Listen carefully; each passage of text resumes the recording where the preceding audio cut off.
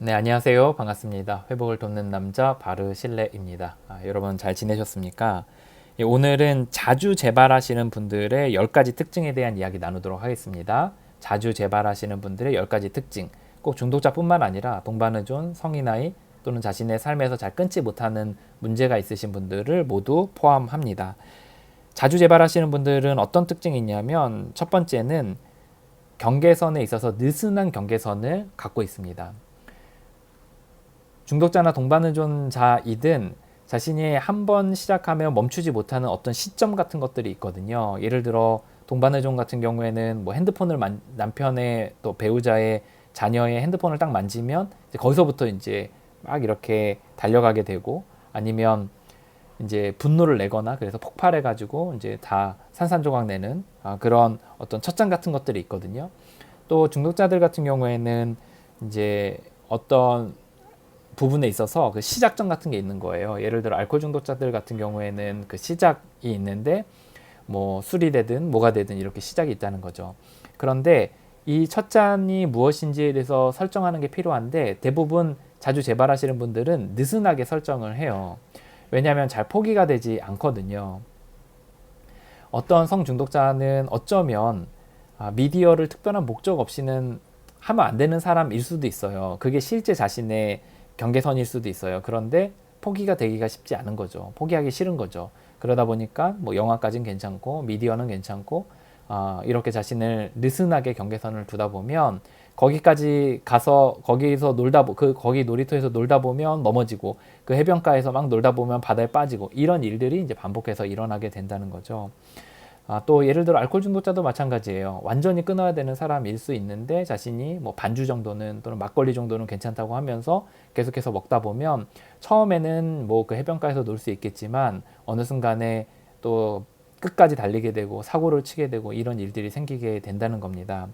그래서 자주 재발하시는 분들의 첫 번째 특징은 좀 경계선에 있어서 좀 느슨한 경계선을 갖고 있다는 특징이 있습니다.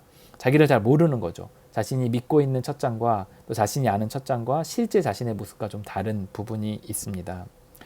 두 번째 특징은 뭐가 있냐면 뿌리 깊은 자신에 대한 불신이 있어요. 뿌리 깊은 자신에 대한 불신. 그러니까 뭐냐면 다른 사람 다 돼도 나는 안 될 거다, 이런 생각을 하는 거예요. 저희가 이제 회복을 돕다 보면 상태가 매우 안 좋으신 분들도 분명히 있죠. 그리고 정말 나이도 많이 드시고 또 연배도 있으셔서 정말 이거 회복하기가 좀 워낙 뿌리가 깊으니까 될까 싶은 사람들도 우리가 이제 고민을 하게 되잖아요. 그런데 이제 어느 정도 이제 회복을 과정을 밟으면 우리가 이제 회복이라는 게 완전한 게 없는 거고 어떤 변화의 그런 거니까 사람들이 대부분 조금씩 크고 작게 좋아지거든요. 그런데 이제 뿌리 깊은 불신을 가진 사람들은 뭐라고 생각하냐면 다른 사람 다 돼도 난 안 될 거다. 저 사람은 돼도 난 안 될 거다. 이렇게 생각을 하는 거예요. 그러다 보면 어떻게 되냐면 내가 뭔가 회복을 위한 과정들을 밟을 때 그게 힘이 없게 돼요. 예를 들어 다른 사람 다 되는데 난 안 될 거다 라는 마음으로 모임 생활하고, 그런 마음으로 프로그램을 밟고, 그런 마음으로 뭔가 과제들을 하게 되면 사실 힘이 없게 되는 경우들이 있거든요. 그래서 자신에 대한 뿌리 깊은 불신이 있는 경우에 회복이 더딘 경우들을 많이 보게 됩니다. 세 번째 특징은 뭐가 있냐면 이제 이 절제하는 방식에 있어서 무조건 참는 방식을 써요. 무조건 참는 방식. 이게 뭐냐? 예를 들어 어떤 성중독자가 이제 자기가 뭐 포르노를 안 봐야 된다고 생각을 했다고 쳐요. 그러면 그걸 안 보는 방식으로 이제 참는 거죠. 오늘도 참아야 돼. 욕구를 참아야 돼. 막 이렇게 하면서 무조건 참는 방식을 쓰거든요. 그러면 어떤 현상이 생기냐면 이 풍선을 꾹 누르면 어떻게 되죠? 풍선을 누르면 다시 팍 튕겨서 나오게 되잖아요. 그것처럼 그 풍선을 이렇게 누르기만 해서는 답이 없다는 거예요. 이쪽에서 누르면 저쪽에서 튀어나오고 이쪽에서 누르면 저쪽에서 튀어나오고 이런 현상들이 생긴다는 거죠. 그러면 어떻게 이 풍선의 그 부피를 줄일 수 있냐면 결국은 이제 터트려야 돼요. 터트려서 그 공기를 빼야 돼요. 그래야 이게 부피를 줄일 수가 있다는 거죠. 이제 중독자들, 뭐 등반의존자도 마찬가지고 갈망 같은 것들이 있는데 하고 싶은 마음들이 있는데 이걸 꾹 참는 방식으로는 결국 튀어나옵니다. 내가 남편 의심하지 말아야지. 또 자녀 의심하지 말아야지 뭐 이걸 꾹 참는 방식으로 하면은 결국은 나중에 또 튀어나오고, 또 내가 재발하지 말아야지, 내가 뭐 술 마시지 말아야지 이런 방식으로 하면 결국엔 나중에 재발을 하게 됩니다. 이런 방식이 아니라 진짜 회복의 방식은 계속해서 그런 마음들이 올라올 때 그것을 이제 흘려보내고, 그런 마음들이 또 사라지도록 하고, 또 신께 맡기고, 또 흘려보내고, 이런 시간들을 통해서 결국 그 마음들이 계속해서 이렇게 없어지도록 해야 되는데, 이걸 참는 방식으로는 안 된다는 겁니다. 그래서 사실 일정한 그런 생활 방식을 배워서 그런 생활 방식 가운데서 그런 마음이 들 때 그거를 처리하는 방식들을 배워야지, 무조건 참는 방식으로는 사실 답이 없다는 거죠. 그런데 자주 재발하시는 분들의 특징은 뭐냐면, 이 참는 거에 굉장히 포커스를 맞춰요. 내가 며칠 됐고 막 이렇게 참는 거. 근데 그게 아니라 그 삶의 방식을 배우고 그 삶의 방식으로 하루하루 살아가는 방식을 계속해서 살아가야 된다는 겁니다. 참는 방식으로 하면 어떻게 현상이 생기냐면, 꾹 참다 보면 빵 터지고, 그러면 다 0으로 돌아간 것 같고 이렇게 되거든요. 그런데 삶의 방식을 배워서 그 삶의 방식대로 이제 하는 방식들을 이제 계속 연습을 하잖아요. 그러면 때론 재발하고 넘어지더라도 다시 그 자리에서 그 삶의 방식을 연습하고, 또 넘어지더라도 그 삶의 방식을 연습하고, 그리고 그런 가운데서 우리의 어떤 그 충동들을 또 흘려보내고 맡기고 빼내고, 이런 과정들을 통해서 점차 줄어들고 점차 안정적으로 되는 경험들을 하게 된다는 거예요. 그래서 자주 재발하시는 분들의 특징은 무조건 참는 방식을 쓰는 게 자주 재발하시는 분들의 특징이더라. 이제 네 번째는 자주 재발하시는 분들의 특징이 있는데, 그건 뭐냐면 매일의 꾸준함이 사실 없는 경우들이 대부분이에요. 이제 매일의 꾸준함이 있는 분들은, 사실 성실함이 있는 분들은 대부분 정말 이렇게 크든 작든 변화들이 있는 것 같아요. 그런데 이 꾸준함이 없이 되게 어떤 회복의 과정에 있어서 기복이 있고, 그리고 텀이 있고, 그러니까 뭐 하루 열심히 했다가 한 이틀 쉬고, 한 일주일 열심히 했다가 한 10일 쉬고, 이런 식으로 하게 되면 이제 회복에 안정감이 없고, 그리고 이제 뭔가 훈련하고 배운 것들이 이제 내 것이 되지 못하고 계속해서 이렇게 그 물이 바다에 모래가 쓸려가듯이 계속해서 쌓아도 쓸려가는 그런 현상들이 생기게 되거든요. 그래서 매일의 꾸준함이 없는 그런 특징들이 있습니다. 다섯 번째는 뭐냐면, 해야 할 일보다 하고 싶은 일을 하게 돼요. 해야 할 일보다 하고 싶은 일을 먼저 하는 게 몸에 완전히 배어져 있어요. 물론 우리 중에 누가 하고 싶은 일보다 해야 할 일만 하면서 사는 사람이 누가 있겠어요? 그런 사람은 없어요. 그런데 우리도 해야 할 일 두고서 하고 싶은 일도 할 수가 있죠. 그럴 때도 있고, 때론 뭐 과제 같은 거 안 하고 그냥 또 내가 하고 싶은 거 할 때도 있고, 보고 싶은 거 볼 때도 있고, 뭐 쉬고 싶을 때 쉴 수도 있고. 그래서 하고 싶은 일보다 해야 할 일을 완벽하게 100% 하는 사람은 아마도 없을 겁니다. 그런데 자주 재발하시는 분들의 특징은 뭐냐면, 그 비율상 내가 하고 싶은 일을 하는 게, 해야 할 일보다 하고 싶은 일을 먼저 하는 게, 또 그거를 우선적으로 하는 게 더 어떤 몸에 완전히 배어져 있는 경우들이 많아요. 그래서 해야 할 일을 하기보다는 하고 싶은 일에 관심을 가지고 거기에 이제 포커스를 맞추게 되는 거죠. 이제 이런 특징들이 있습니다. 여섯 번째는 내면의 불편함을 좀 방치하는 경향들이 있습니다. 무슨 말이냐면, 우리가 이제 살면서 내면의 불편함들이 있잖아요. 뭐 분노도 나고, 짜증도 나고, 우울함도 있고, 두려움도 있고, 또는 죄책감도 있고, 또는 질투도 나고, 때로는 뭐 초조불안함도 올라오고 막 이렇게 되는데, 이 내면의 불편함들을 좀 방치하는 그런 성향들이 짙더라고요. 그래서 좀 내 마음에 좀 짜증이 나더라도 그냥 덮어놓고, 내 마음에 화가 나더라도 덮어놓고, 내 마음에 좀 분노나 우울함이 올라와도 그냥 덮어놓고, 내 마음에 그냥 두려움이 많이 있어도 덮어놓고, 이렇게 덮어놓고 가는 성향들이 짙더라고요. 그런데 이런 것들을 계속해서 이렇게 방치하게 되면은, 신께서 우리에게 따뜻한 빛을 이렇게 비춰주시고, 좋은 생각도 하게 하시고, 선한 양심도 갖게 하시고, 또 절제할 힘도 주시는데, 그런 빛으로부터 우리를 가리게 되는 것 같아요. 그래서 올바른 사고를 못하게 되고, 왜곡된 가치관이 되고, 또 이제 정신착란의 증상들이 일어나서 또 재발에 이르게 되는 거죠. 그래서 내면의 불편함을 이제 방치하는 경우들이 많이 있는 걸 보게 됐습니다. 일곱 번째는 회복의 홈그룹, 그리고 뿌리가 없다는 거를 알게 됐어요. 무슨 말이냐면 우리가 회복할 때 약간 집이 있어야 되거든요. 회복의 집. 그러니까 저도 돌아보면 물론 그러지 않았던 때도 있었지만 대부분 회복의 집 같은 곳이 있었어요. 예전에 대형교회 어떤 그 중독자 그룹 안에서 제가 회복할 때는 그곳이 제 어떤 서포트 그룹이었고, 그 다음에 익명의 모임에서 할 때는 또 제가 익명의 모임이 제 서포트 그룹이었고, 또 온라인으로 할 때는 제 온라인 그룹이 제 홈 그룹이었습니다. 그리고 지금 이제 바르실레 회복학교를 홈 그룹으로 해서 그 안에서 이제 활동하고 회복하고 그렇게 하고 있습니다. 저희는 꼭 바르실레 회복학교만 와야 된다. 여기만 답이다. 여기만 홈그룹이다. 이렇게는 얘기하고 싶지 않아요. 왜냐하면 또 그게 답도 아니고요. 어쨌든 자기에게 해당되는 그런 홈그룹 같은 게 있을 거예요. 특히 회복의 홈그룹.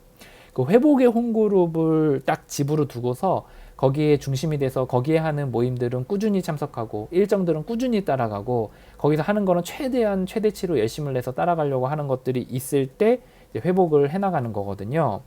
그런데 아예 회복의 홈그룹에 뿌리가 없다는 거를 이제 보게 됐어요. 예를 들어 느슨하게 모임 생활을 하고 그리고 거기에 대해서 중요성에 대해서 잘 모르고 그리고 마음의 고향처럼 여기지 않고 거기에 하는 일정들을 따라가지 않고 그리고 프로그램들을 따라가지 않고 이렇게 하는 거죠. 이건 다른 말로 말하면 내 마음대로 내 식대로 회복하겠다는 것이기도 하거든요. 그래서 회복의 홈그룹을 딱 두고 거기에 꾸준하게 이렇게 거기를 하시면서 회복을 하시면서 다른 활동들을 하시면 이제 회복에 있어서 좀 중심이 잡힌다는 느낌이 들 거예요. 여덟 번째 특징은 뭐냐면 열심히 배우고 쓰지를 않아요. 이런 특징이 있더라고요. 이게 무슨 말이냐면 열심히 이제 12단계를 배워요. 열심히 12단계를 배웠는데 그 12단계를 잘 쓰질 않는 거예요. 삶에서. 그러면 당연히 죄발을 이룰 수밖에 없죠. 열심히 가르쳤고 열심히 본인도 열심히 연습했는데 그걸 쓰지 않게 되면 당연히 재발에 이르겠죠. 초심자들은 이제 12단계까지 배우진 않았으니까 여러 기도도 배우고 자기를 검토하는 법도 배우고 하루를 살아가는 법도 배우고 여러 가지를 많이 배우거든요. 그런데 이 배운 것들을 자신의 삶에 적용하지 않고 또 매일의 삶 속에서 그거를 실행하지 않는 거를 보았어요. 특히 결정적 순간들, 선택의 순간, 갈망에 치고 나오는 순간, 아니면 내가 좀 어떤 어려움들이 있을 때의 순간, 아니면 평상시에 하루를 살아가며 열심히 배웠던 그것들을 활용하지 않고 그 순간에는 모든 걸 싹 다 밀어놓고 그냥 자신의 삶을 자신의 예전의 방식대로 살아가게 되는 거죠. 그랬을 때 당연히 회복이 없고 절제가 없게 됩니다. 아홉 번째는 뭐냐면 이제 우리가 기도를 배우거든요. 왜냐하면 인간의 힘으로 못하기 때문에 저희는 이제 회복학교는 기독교 배경이기 때문에 이제 기독교에 관련된 여러 기도들을 몇 가지 배우고 또 12단계의 여러 기도들이 있어서 그 기도들을 배우고 이렇게 하는데 이 기도를 좀 해보고 안 되면 그냥 마는 거예요. 안 되면 그냥 안 되는구나 이렇게 생각하고 많은 경향들이 있더라고요. 그런데 이 기도를 정말 될 때까지 한다는 마음으로 돌파를 하고 그리고 넘어가고 그리고 영적 체험들을 하고 그리고 변화를 경험하고 힘을 경험하고 이럴 때까지 이렇게까지 딱 치고 나가야 되는데 그렇게 어떤 돌파를 하지 못하고 좀 한두 번 해보고 안 되면 말고 좀 한두 번 해보고 안 되면 말고 결국 손 놔버리고 그리고 그러다 보면 당연히 인간적인 내 방식대로 또 하게 되고 이렇게 하는 거를 보았어요. 이제 보세요. 이제 우리가 과거에 했던 뭐 기도의 방식들은 회복의 원리에 부합한 기도의 방식이 아닌 경우들이 많이 있었어요. 내가 신이 돼서 신을 조종하면서 내 뜻대로 막 하려고 하면서 땅땅 막 신에게 땅땅거리면서 내 뜻을 요구하고 막 그렇게 하는 경향의 기도였기 때문에 잘 들어지지 않았을 수 있다고 생각이 들어요. 하지만 이제는 우리가 배운 기도가 이제는 회복의 원리 가운데서 제대로 된 기도의 방식을 배웠기 때문에 그것을 이제 활용할 수 있는데 그거를 활용하지 않고 또 기도로 끝까지 돌파를 하지 못하는 걸 보게 됐습니다.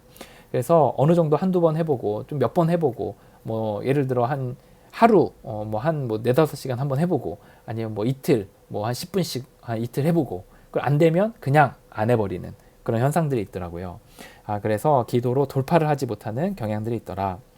열 번째는 상의 없이 자기 마음대로 하는 경향들이 이제 짙어요. 자주 재발하시는 분들은 이제 내 뜻대로 내 힘으로 하는 것이 몸에 완전히 배어져 있기 때문에 뭔가를 상의한다는 것 자체를 굉장히 불편해요.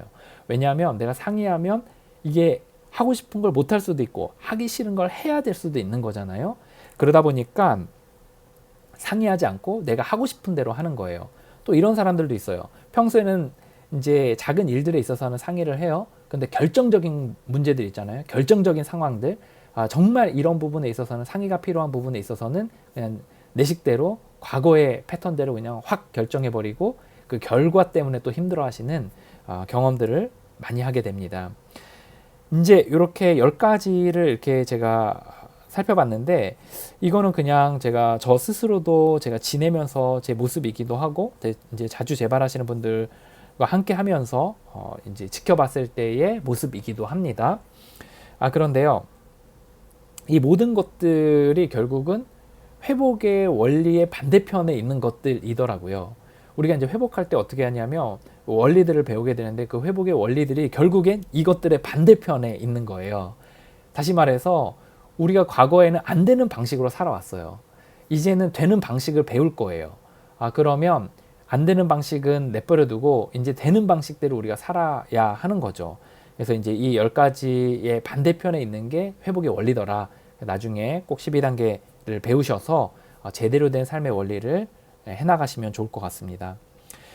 이제 저는 그냥 여기까지 하고서 마치면 내가 어떻게 해야 되나 하는 아마 고민들이 있으실 거라는 생각이 들어서 대안 또는 안정적인 그 이후의 회복의 과정들에 대한 이야기를 간단하게 좀 요약해서 얘기하겠습니다. 크게 이 4가지를 저는 제안합니다. 첫 번째, 시간이 지나면서 많이 해결되는 부분들이 있을 거예요. 예를 들어 내가 느슨한 경계선을 만들었다고 쳐요. 그리고 나는 이 정도는 괜찮아 하면서 날마다 뭐 소주 반잔 정도 아니면 소주 반병 정도씩 먹으면서 나는 술을 좀 많이 안 먹고 싶다, 실수하고 싶지 않다라고 얘기한다고 쳐요, 처음에. 그럼 시간이 지나면 이제 그렇게 하면 사고 치거든요. 그렇게 하면 계속 재발하거든요. 그러다 보면 결국에 그런 시간이 지나면서 우리의 세월이, 우리의 문제가, 우리의 삶이 결국 나에게 증명해 보여요. 내가 어떤 사람인지, 내가 어디까지 하지 말아야 되는 사람인지, 내가 정말 어떤 한계를 지닌 사람인지에 대해서 세월이, 시간이 우리에게 증명해 줄 것이다 라는 이야기를 하고 싶습니다. 그래서 아마도 시간이 지나면서 해결되는 부분들이 많이 있을 거예요. 뭐 완전한 해결 뭐 이게 아니라 경계선의 부분에 있어서 정교해지고 그리고 더 포기되어지는 경험들을 하게 될 겁니다. 그래서 시간이 지나면서 이제 바로잡아지는 부분들이 꽤 많이 있을 거다. 두 번째는 저는 공동체를 제안합니다. 저희 꼭 바르실레 회복학교가 아니어도 괜찮아요. 여러분들 이제 좋은 중독의 회복에 있어서 꼭 중독 회복이 아니더라도 삶을 성장시키고 변화시키는 정말 지지가 있고 제대로 된 삶의 원리들을 가지고 있는 그런 공동체를 꼭 찾으셔서 그 공동체의 우선순위를 두고 일정들을 따라가시기를 제안해요. 근데 어떤 공동체가 좀 좋은 공동체냐면 변화의 이야기가 분명한 공동체, 변화의 비포와 애프터가 명확한 공동체가 좋은 공동체입니다. 제가 왜 이야기를 하냐면 그래야 믿음이 생겨요. 야, 저 사람이 됐는데 나도 되는구나. 야, 저 사람은 진짜 완전히 막장이었는데 어떻게 저렇게 됐지? 라는 정말 감탄과 탄성이 자아지는 그런 이야기가 있는 공동체가 좋은 공동체입니다. 그래야 그걸 보면서 우리가 믿음이 생겨요. 저 사람이 됐으니 나도 되겠지. 야, 저 사람이 됐단 말이야? 그러면 나도 될 수 있는 거 아니야? 라고 하면서 이제 계속해서 믿음이 생겨서 따라갈 수 있게 된다는 겁니다. 세 번째는 뭐냐면 루틴이에요. 루틴. 제가 많이 강조하는 것 중에 하나가 뭐냐면 회복의 하루의 루틴을 만들고 그 루틴대로 하루를 살아가는 연습들을 하라는 거예요. 아침에 눈을 뜨면 하루를 살아가며 저녁에 잠자기 전에 어떻게 검토하고 어떻게 기도하고 그리고 모임은 어떻게 루틴을 잡고 가고 후원자와 어떻게 관계 맺고 과제는 어떻게 해나가야 될지와 같이 회복의 루틴을 만들어야 돼요. 그리고 루틴대로 따라가시는 훈련들을 하심으로써 우리가 회복에 이룰 수 있다는 겁니다. 그래서 우리가 루틴을 정해놓는 이유는 내가 정말 여기에 우선순위를 두고 간다. 그리고 내가 기꺼이 따라간다는 마음으로 하는 겁니다. 네 번째는 뭐냐면 12단계를 배우세요. 제가 정말 또 요번에 그 자주 재발하시는 분들과 함께 시간을 보내면서 더더욱 12단계에 대한 확신을 갖게 됐습니다. 왜냐? 잘 안 되는 분들의 특징을 쭉 보니까 이제 10가지 정도의 특징이 나오는데 이 10가지 특징들의 반대편에 뭐가 있냐면 12단계의 삶의 원리가 있어요. 그래서 안 되는 삶의 방식으로 살아갔기 때문에 안 되는 거고, 되는 방식대로 살아간다면 되는 거니까 그게 12단계 안에서 가능하니까 꼭 그렇게 살게 되기를 바라는 마음이 생겼고 또 확신도 생기게 되었습니다. 그래서 저는 4가지 제안합니다. 시간, 공동체, 루틴, 12단계. 그리고 이 4가지가 또 이 앞에 있는 3가지 시간, 공동체, 루틴이 또 12단계 1, 2, 3단계랑 또 연관되어 있긴 해요. 시간이 지나면서 1단계가 깊어져요. 1단계는 무력함을 인정하는 건데 그게 점점 깊어져요. 공동체를 통해 믿음이 커져요. 되는구나, 되는구나. 루틴을 통해 계속해서 나의 의지와 삶을 이제 드리고 계속해서 따라가는 일들이 생기게 되는 거죠. 그리고 12단계를 통해서 우리의 아침부터 잠자기 전까지 하루의 풀 스토리를 매일의 이야기들을 만들어 갈 수 있다는 겁니다. 오늘 저는 여기까지 하도록 하겠습니다. 우리가 자주 재발했다고 해서 이제 나쁜 사람 아니에요. 아픈 사람입니다. 자기를 자책하기보다는 잘 치료받고 고쳐져서 우리 회복의 삶을 또 다른 사람들에게 전수하면서 살면 좋겠다라는 소망까지 품어보시면 좋을 것 같습니다. 당신을 응원합니다.